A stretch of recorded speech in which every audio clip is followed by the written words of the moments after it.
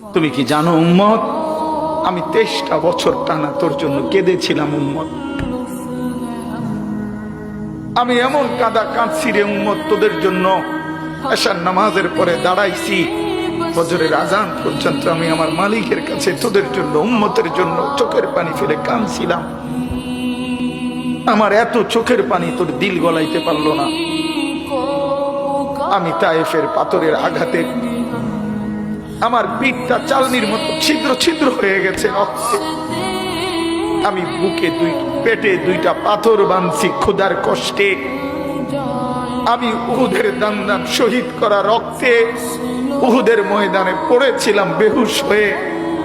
আমার ঘরের চুলায় 3 মাস রান্নার জন্য কোনোদিন চুলায় আগুন জ্বলে নাই। আমার এত চোখের পানি, এত রক্ত, এত ক্ষুধার কষ্ট, কিছুই তোর মন গলাইতে পারলো না, তোরে সেজদা দিতে পারলো না।